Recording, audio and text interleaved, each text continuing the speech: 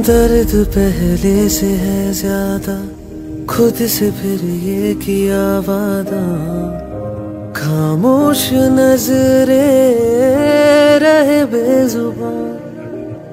अब न पहली सी बातें हैं, बोलो तो लब थर थराते हैं, राज ये दिल का ना हो गया। मेरे दुश्मन समझ रहे थे मैं अब कभी लौट के ना आऊंगा। एक गुमनामी का समुंदर है, उसमें ही जाके डूब जाऊंगा। अभी बाकी मेरी कहानी है, सारी दुनिया को जो सुनानी है। मुझे पहचानो, देखो मैं हूं कौन, आ रहा हूं पलट के, मैं हूं डॉन। साला एक दिन ना भाई सबके सपने पूरे करके ना हमेशा के लिए सो जाऊंगा, क्योंकि भाई इस जिंदगी से ना बहुत ज्यादा थक चुका हूँ यार। एक तारा किस्मत दा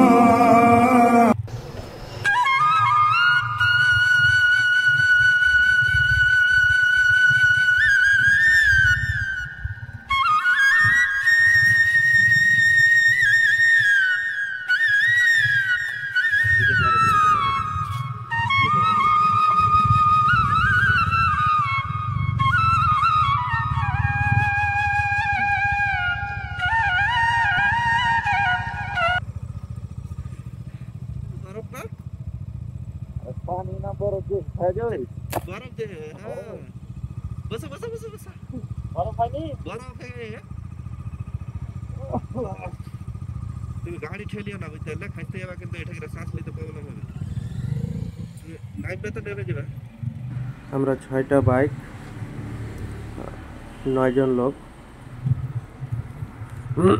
সন্দাকপুর যাওয়ার উদ্দেশ্যে বেরিয়ে পড়েছি কালপোখরি থেকে। তো কালপোখরির রাস্তাটা এত খারাপ, মানে এত কঠিন যে এই রাস্তাটাই সবাই কিন্তু বাইকে রেখে 4 চাকাতে যায়। যদি বাইকে করে যায় কেউ ঘুরতে, তাহলে বাইক রেখে 4 চাকা। আমরা সাহস করে বেরিয়ে পড়লাম, 5:30টা নাগাদ বেরিয়ে পড়েছি। আমাদের অনুমান আছে আমরা 1.5 ঘন্টায় 6 কিলোমিটার রাস্তা পৌঁছে যাব, কিন্তু রাস্তার যা কন্ডিশন তাতে দেখা যাচ্ছে যে 1.5 ঘন্টা খুবই কম সময়, এই সময় হয়তো পৌঁছাতে পারবো না। তো দেখা যাক কতক্ষণে পৌঁছাতে পারি। এই রাস্তায় যদি কার যাওয়ার ইচ্ছা হয় বাইক নিয়ে, তাহলে আগে থেকে মন শক্ত করে কোমরে গামছা বেঁধে প্রিপারেশন নিতে হবে এবং পড়ে যাওয়ার জন্য প্রস্তুতি নিয়ে থাকতে হবে। এখানে পড়ে যাওয়াটা, বাইক নিয়ে পড়ে যাওয়াটা খুবই স্বাভাবিক। রাস্তা বেজায় খারাপ, তাতে প্রচণ্ড খাড়া রাস্তা। আমাদের 6টা বাইকের মধ্যে মাত্র দুটো বাইকে 2 জন, মানে 9 জন লোক। 6টা বাইকের মধ্যে 9 জন লোক ছিল, তার মধ্যে দুটো বাইকে মাত্র 2 জন আমরা সান্দাকফু টপে পৌঁছাতে সক্ষম হয়েছিলাম। বাকিগুলো রাস্তাতেই বাইক সাইড করে কেউ গাড়িতে গেছে, কেউ আবার পায়ে হেঁটে। তো দেখতে থাকো আমাদের দুর্ধর্ষকর অভিজ্ঞতা। এই রাস্তাটা দিনের বেলাতে হয়তো একটু সহজ হবে, কিন্তু আমরা রাতেই, মানে সকাল না হতেই বেরিয়ে পড়েছি, কারণ সানরাইজটা দেখা খুব জরুরি ছিল বলে। সানরাইজটা ওখান থেকে খুব সুন্দর দেখা যায়।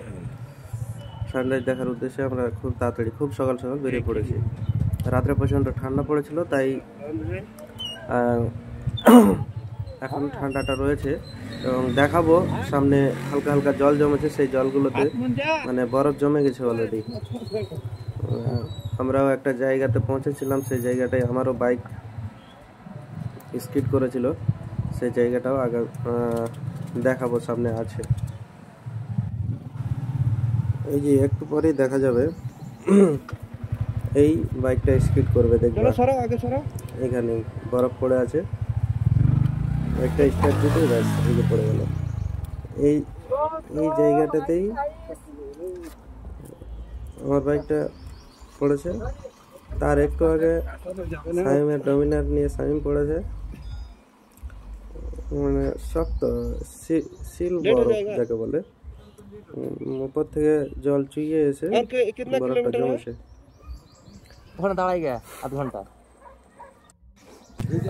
একটা ছোট্ট ঘর ছিল, জায়গাটায় আমরা একটু দাঁড়িয়েছিলাম 2 মিনিটের জন্য, তারপর আবার রওনা দিলাম।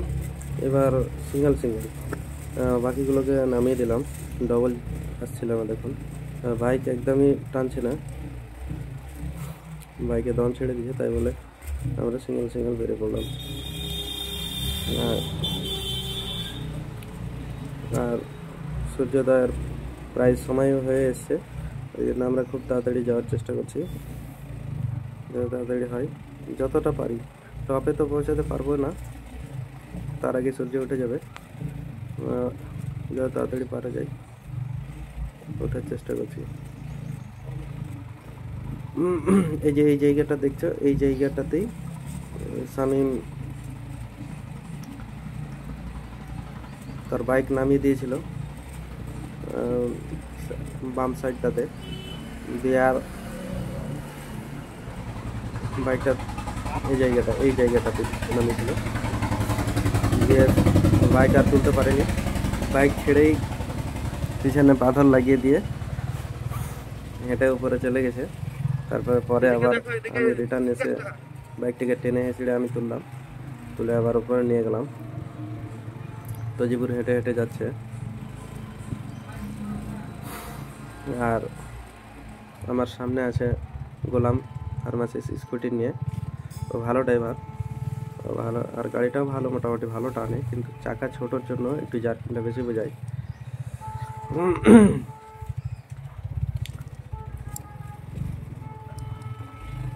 নেপালের রাস্তাটা একটু বেশি খারাপ, প্রচণ্ড খারাপ।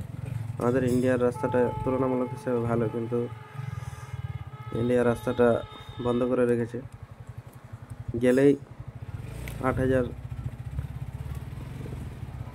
ফাইন আছে বাইক নিয়ে, তাই কেউ যায় না। আর এইখানে নেপালের রাস্তাটা দিয়ে বাইক নিয়ে যায় না, তার কারণ হচ্ছে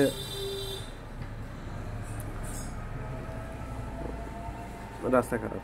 এই যে গোলাম যাচ্ছে, এই যে গোলাম এই স্কুটি নিয়ে ঢুকে গেল, এই যে তাজিবুর শামীমের জন্য অপেক্ষা করছে, কিন্তু শামীম আর আসতে পারলো না, বাইক রেখে দিল ওখানে। আমরা উঠে পড়লাম, চলে যাচ্ছি। তাজিবুর হেঁটে হেঁটে যাচ্ছে, উপায় নেই, প্রচণ্ড খাড়া রাস্তা, পাহাড় কেটে জাস্ট মানে বানানো হয়েছে আর কি। রাস্তাটা কিছুই করেনি, শুধু পাহাড়টা কেটে ছেড়ে দিয়েছে। মানে 4 চাকাগুলো মোটামুটি ভালো চলে, 4x4 আছে এগুলো, 4x2 একদমই পারবে না তুলতে। এই যে সামনে দেখতে পাচ্ছ, ওইখানটাই হচ্ছে সানডেকফু টপটা। আমরা এখানে একটু কিছুক্ষণের জন্য দাঁড়ালাম, গোলাম হচ্ছে ডান্স করছে খুশিতে। এই সামনে দেখা যাচ্ছে ওখান দিয়ে সূর্যটা উঠবে, আমরা একটু পরে সূর্যোদয়ের দৃশ্যটা রেকর্ড করবো এবং উপভোগ করবো। আগামী ভিডিওতে সূর্যোদয়ের ভিডিওটা দেখতে পাবে, কি সুন্দর দেখা যায়।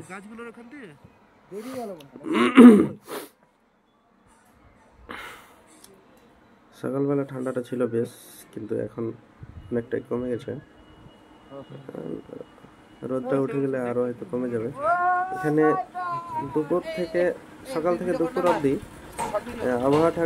আবহাওয়াটা থাকে একরকম, দুপুরের পর থেকে আবার আবহাওয়াটা থাকে আর এক রকম, যেরকম হচ্ছে দুপুরের পর থেকে একদমই ঘোলাটে, কোথা থেকে ফগ সব উঠে এসে চারিদিকে অন্ধকার করে দেয়। এবার এই ফগটা একটা চাদরের মতো, একটা মেঘ